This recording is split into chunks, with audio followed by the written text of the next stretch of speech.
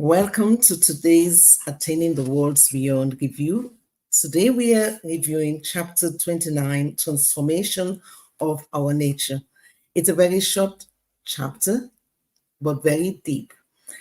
Before we start, I want to say thank you to those of you who follow us, and particularly those of you who are asking questions and have answered some of the questions in the community. I promised the lady who sent me the message that's what I will do to make it easy on people who are reading or following us. We will summarize the video at the start before we start discussion. We are discussing the book Attaining the Worlds Beyond by Dr. Michael Lightman. So in this chapter, the quick summary is the book, this particular chapter actually talks about the importance of being selfless, developing faith above our intellect, and the gradual transformation of our self-love into the love of others in order to reach unity with the Creator. So if you can just hold that thought in your mind, that's what this particular chapter focuses on. Right from the beginning, the chapter talks about our feelings towards the Creator. It's a mirror of how the Creator feels about us. So for those of us, when we forget completely about praying or about doing any kindness towards others, it is a sign that we have distanced ourselves from the Creator. But when we come close and think about gratitude, thanksgiving, and we forget about ourselves, it's also a sign that we are closer towards the Creator. So whatever attitude we have is a mirror of what the attitude of the Creator is towards ourselves. That's what the book tells us. The book also tells us that, for me, this is one of the aha moments where it says that Adam, there is a primordial soul called Adam. And for those of us who study the Bible, whether which religion you study, you would have read in Genesis, it talks about Adam. But this is really a Kabbalistic explanation that is given in this chapter.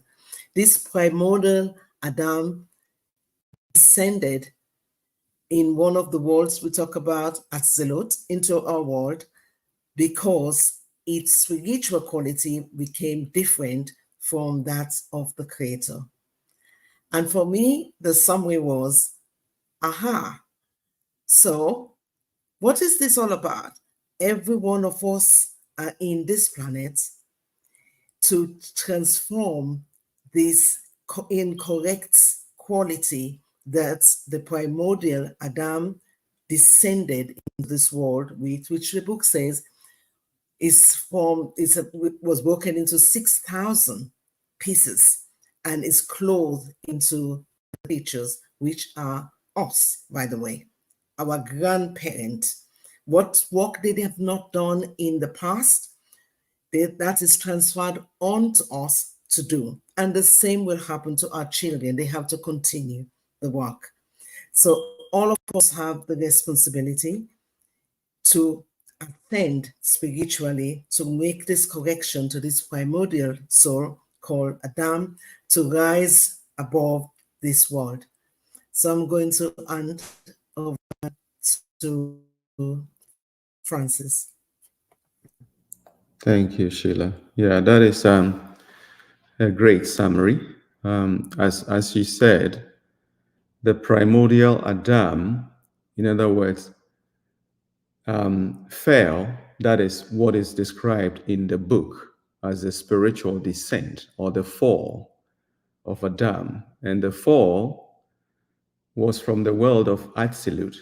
And as we've read before in this book, absolute is simply as at his place, is a higher level of consciousness, a quality where one is simply merged with the Creator, deeply in love, unadulterated, pure, divine love, where a person doesn't feel himself. He's just one with the Creator.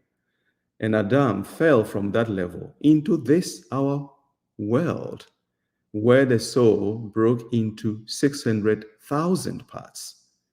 And the book, Dr. Lightman says that each of these 600,000 parts garbs itself. In other words, it dresses in a body in this world, to go through the work of the title of the chapter we are reading, Transformation of Our Nature.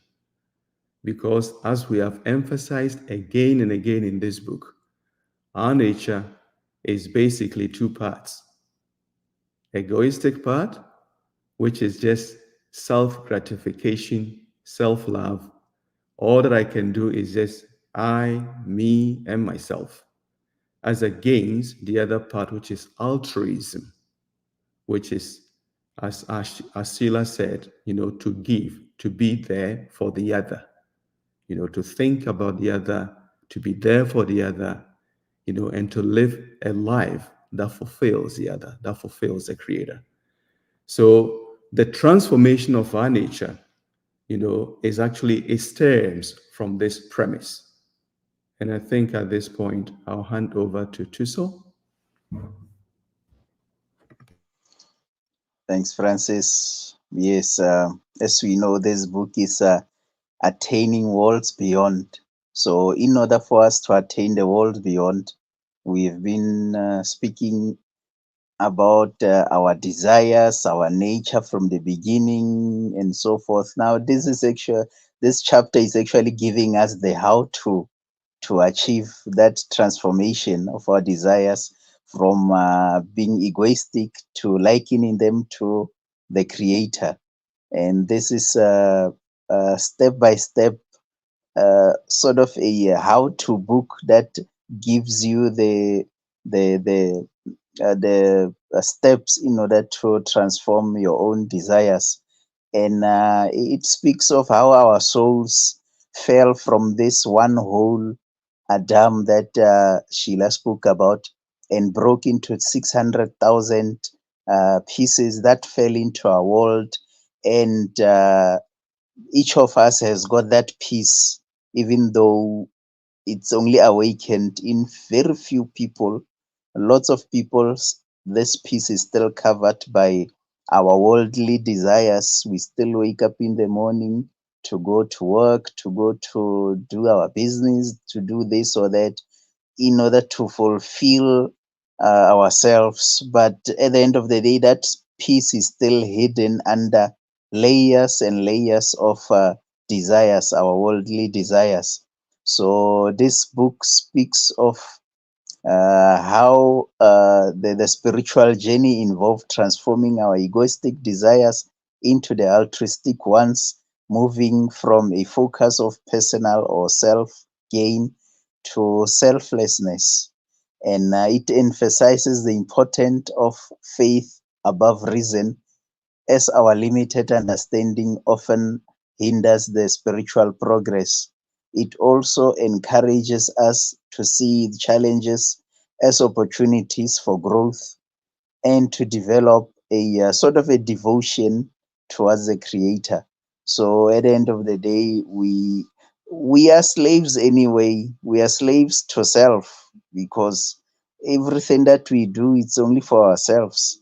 But is it better to be the slave to self, which causes all the destruction in the world, or slaves to the Creator, which actually brings absolute goodness to the world? So this chapter summarizes that and says we need to transform our nature. Simple. That's how we attain the worlds beyond, or the world absolute at its place. The list. Yes, it's quite an intense, beautiful chapter, very much summarizing all of what we've, all the previous chapters, all that we've learned thus far. And so I'm really happy that, Sheila, you mentioned, the process of us coming to this point, and again, just saying it's about the worlds beyond. But reading this chapter, again, it comes down to this real inner work that needs to be done, right? I think somewhere in the previous chapters, we've learned that the world is within us. We are exploring our perception of this reality, perception of how we engage with ourselves, our desires, like you've mentioned, and how we can slowly shift these desires, these egoistic desires, little bit by little bit towards altruism. And as you've mentioned, we still have to do our day-to-day activities, our work, all of these components, but gradually something is happening within, and you might not even be able to see that clearly, but your soul is being shifted so that in the end of this journey, all of this, the soul that broke, Adam that broke, comes back together. And I think, as we've touched in previous chapters on how to be altruistic, this altruism helps us to connect with the fellow human beings, helps us to become one bigger soul, so to speak. And then it goes on to tell us exactly how we can do that. And it starts to talk about the 3 lines. Now, I realize that our time is going to probably not allow us to go deeply into the 3 lines that's being spoken of. But I'll mention the right line, the right way of thinking. The right line is to be in wholeness, in an absolute wholeness with the Creator. Everything is good. However, the left line then shows us as well how we are not really in such a whole state and that we want it all for ourselves. It goes on to explain that we must not want everything for ourselves, because again, we then go into the desire just for ourselves, self-reception, and how we need to resist that process so that we come into a middle line, being able to move us closer to that upper worlds. Sheila, I'm handing it over to you. Okay, and I'm going to take it from where you just end. And this is the point where the Creator is actually revealed. At the point where the left line and the right line merge as one is the revelation of the Creator. Because how did the book define Creator? Right from the beginning, Creator was defined in this book as the force that blew 2 worlds, 2 opposite worlds. One is altruistic and the other is egoistic. And this concept of the spiritual journey that we have to embark on in this particular transformation process is about recognizing there is a world called altruistic world, which is the quality of the Creator, which we have already explored in different chapters. There is a problem in our world in that we are in the world that is not corrected. It's egoistic. It's for the self. So the right line that we know, Delise just mentioned, is all about being good, altruistic. So you have to come to that point where you can feel that. But equally, you must also recognize the left is going to appear. And that left is egoism. The book talks about how to shift from this point.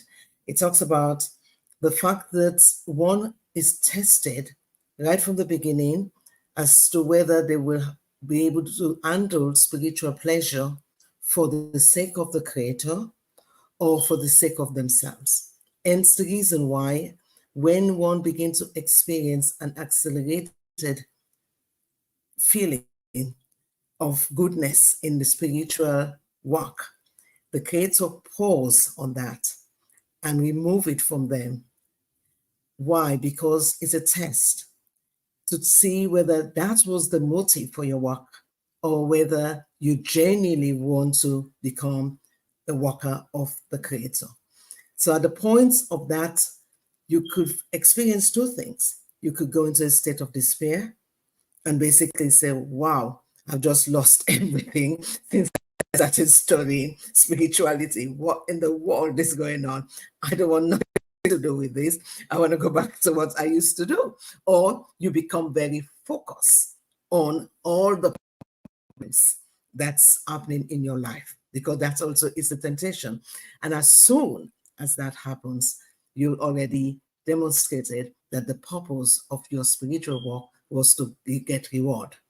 And we need to get to that space where we rely on faith above our feeling. I want to share something to the audience, something that happened to me, which I had shared with my couple of close friends. I lost my dad on the 30th of July. And since then, my life has been pandemonium with all sorts of relative problems, to the point where I had to jump in like almost into the war zone. And I remember I was right in the middle of the heat of this war zone myself. And then I realized this can't be happening to me. This is a joke. This can't be happening to me. Why am I doing this? What am I seeking to get? The truth is, my dad has lots of properties. I began to ask myself, are you doing this because of your dad's properties? Or are you doing this because you genuinely care for your dad? What is it? And of course, I could lie to myself that I love my dad. It's nothing to do with the properties or whatever I'm getting from this death. That is not what it is all about. And that's a lie. Because in truth, at the back of my mind, I was fighting because I know I'm going to get something from this property. Let's face it, that is the truth. Even though I could just lie to myself that is not what this fight is all about. So I had to pause and remind myself about this book. What did this book teach you? Who owned the land in this world? Who owned the properties in this world? You better make sure you get yourself back into track. And I prayed about it and I said, God, I don't know what to do. I need you to help me to navigate this problem. Because to tell you the truth, now I know how that in my heart is. I cannot trust my heart to do the right thing in this one. You show me what needs to be done to get this corrected. And this is the work we have to do every day.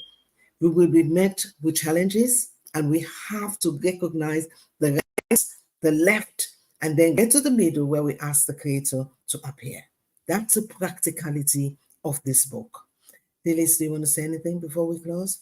Yes, because this is work of seeing yourself, exposing yourself, standing in front of the Creator and saying, I see I'm not this very good person, right? I see that I am actually this left line or everything for myself. And you see it, which is different from the other faith below reason, where you have absolutely no calculations and you just have the faith. This one is where you see everything and then you still rise above it and you say, in your hands, together, middle line. I hope that makes sense. Absolutely. Exactly. And so for the audience, we're going to close now. Thank you very much for watching. Well, I hope you get that example of what I shared that was personal to me, because I want you to recognize all of us are here to deal with that work. There's no good work in this world, but that it's the Creator that's going to cleanse it when we call on the Creator through our prayers and in faith. Thank you very much. Until next week. Thank you.